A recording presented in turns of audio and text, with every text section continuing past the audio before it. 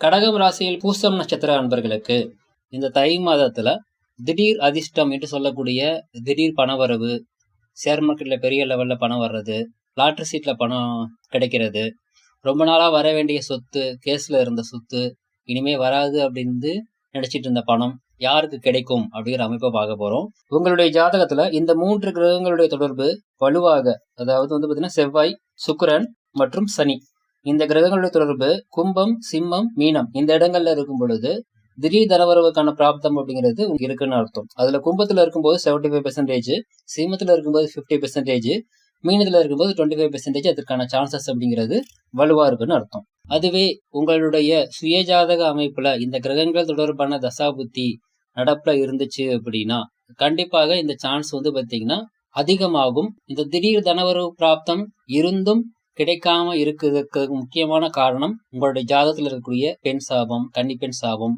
குலதெய்வ சாபம், இது மாதிரியான விஷயங்கள்லாம் இருக்கும். ஸோ இது மாதிரி என்ன மாதிரியான தோஷங்கள் அதையெல்லாம் தடை பண்ணிட்டு இருக்குது அப்படிங்கிறத கண்டறிந்து அதற்குண்டான கோவில் வழிபாடு செய்யும் பொழுது, அதற்குண்டான பரிகாரம் செய்யும் பொழுது இந்த திடீர் தனவரவு பிராப்தத்தில் இருக்கக்கூடிய தடை விலகி உங்களுக்கு திடீர் அதிர்ஷ்டம் அப்படிங்கிறது உங்களுக்கு கை கொடுக்கும். வாழ்த்துக்கள்.